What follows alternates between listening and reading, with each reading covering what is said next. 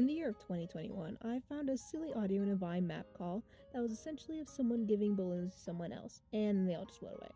And I don't even know if that's actually what happened, because I can't really understand what they were saying.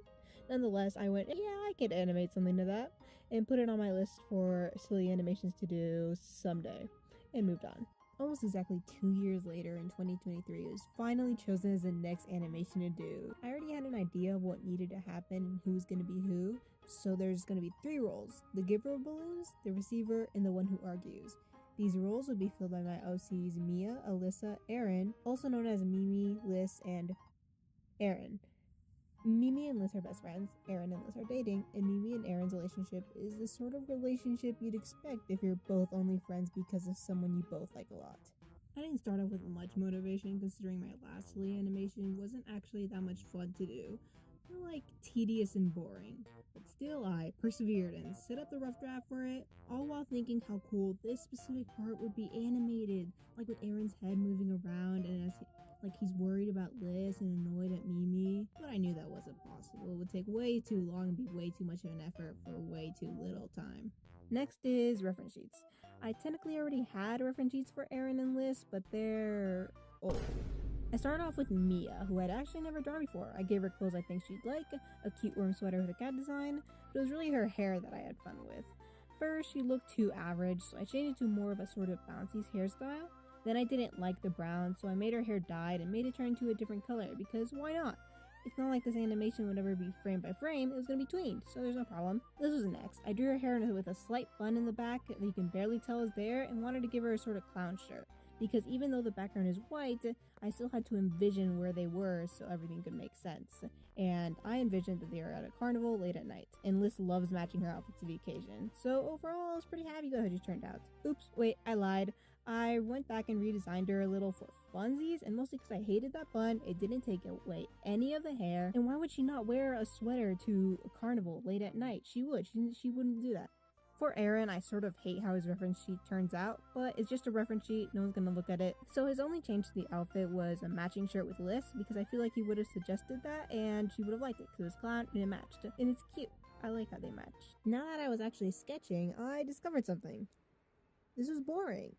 I wasn't having any fun drawing these characters. The hands were turning out nasty, and I kept having to redraw stuff, only for the final result to be, I guess that works? Now, I've been complaining a bunch, and by now you must be thinking, do you hate these characters or something? Or do you hate drawing? Why are you so against doing something you chose to do? Well, let me explain. You see, I was at school at the time, and school's pretty easy. So easy that I can just doodle in my notebook all day.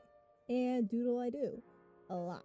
That's where I love to draw, so doing the exact same thing at home when I could be doing something actually entertaining is a bit of a bummer. Or I was getting art block.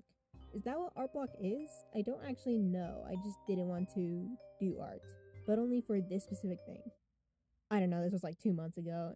But that's when God gave me a shining, shimmering solution to all my problems. At the same time this was going on, I was making another animation. I chose to make it using Murderbot from the Murderbot Diaries, which is a book series you should totally read. And this project basically needed to be done quickly so I could upload it quickly. But in version in my head, this project could not be tweened. It needed to be animated. But what if I used a really simple style? Like sort of cute and chibi-like, and therefore easier to animate? Do you see where I'm going with this? So I tried it out, and I genuinely had so much fun making it, so when I came back to my present problem, I saw the solution so clearly, but still, I held back. It wouldn't be smart to redo it. This animation will be way harder than that one. Just keep doing what you're doing. Here, you can practice drawing and improve. It'll be fine. It's better this way, trust me. Wrong! I'm bored and getting stressed just by doing this. I practiced plenty on real paper, but you know what I haven't practiced? Animating. I barely do any of it, yet you have the audacity to call myself an animator. And animating is fun. I love animating, so I'm gonna do what I want. And with the battle in my mind won, I scrapped all my old work and began again. The first shot wasn't too hard. It was basically just 2 little balls moving around with arms attached. Since it was only 3 frames, I made the most of it by adding lines to act like motion blur and retract everything in the final frame for a more natural feeling. The second shot was a bit more difficult because of how little movement was in it, which made sense when it was tweened, but now that it was animated, it was way too still. I fixed that by adding a head turn where Liz turns to look at Mia. though because it wasn't in the original storyboard, Liz's eyes turned blank and expressionless, but it still worked with Liz's personality, so I kept it in. Totally wasn't because I'm lazy and didn't feel like redoing it. At this point, I already knew that Liz's design had problems, but the problems weren't what I expected. The clown shirt was surprisingly easy to draw because of the warp tool, and it was Liz's hair that was actually hard to do. And it was all because of that dang bun. The bun was drawn way too high up. This was actually the moment when I went back and redesigned her, even though I still stuck to the original design and the animation because I don't actually know why I did. Whatever, moving on. Plus, still shots with little movements are hard to animate, especially with curly hair, because while other shots with more movement, I could change the hair proportions and no one would notice, it would be very noticeable here. Like, look, I didn't even manage to fix it all. It wasn't until I finished the sketch that I realized I forgot the flowers, which were not an optional part of the design, and I quickly drew them in and moved on to the next shot. Shot 3 was when I suddenly realized the error of my ways. I had made Mia's hair dyed. I had made Mia's hair turn into a different color. 2 different colors. Oh no.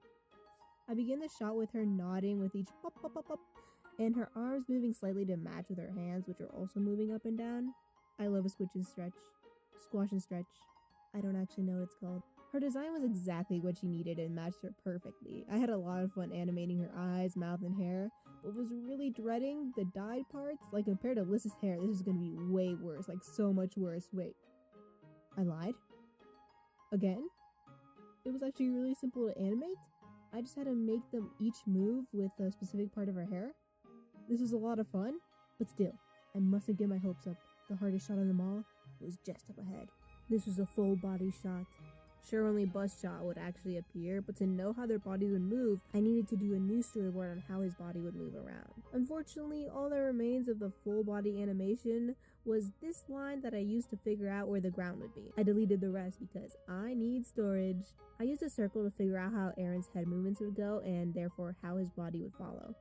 Unfortunately, I was impatient and animated Mia's eyes to follow the head instead of waiting for me to draw in his eyes and they could follow that. So in the end, her eyes turned out quite glitchy. I added the rest of his face and eyes in and began to work on expressions and lip sync along with his beautiful hair. This is what I was talking about earlier with how it's easier to change stuff when everything's moving around. Like, look, his hair has 3 strands now, 2 strands, then 3 again, and it doesn't look wrong or out of place at all. It's awesome. His arms are a bit of a struggle since I couldn't actually figure out what they were doing, or were they in front of him? Were they behind his head? Oh wait, why is his body moving so aggressively? I needed his body to move that much so it could match his head, but it didn't match his arms, which would not allow that movement unless he broke a few limbs. It's fine, no one will notice. His clothes weren't all too much fun to animate, and I originally had the idea of adding like wrinkles, but I quickly realized that I actually like being mentally sane, and suddenly, the realization came to me. I was done. The final shot being only tween was easy, just as I expected. But I did have to move over to Procreate because I missed the Yaps'a'lot tool. But I was done, and it was only in 6 months. Look, that was a pretty short amount of time, considering I was working on 7 other projects at the same time, along with school and maintaining an alright social life. It was short. It was short amount of time, trust me. Are they helium balloons? Yeah. I told you, the car's not here for helium balloons. It's too late. Oh, we're flying away.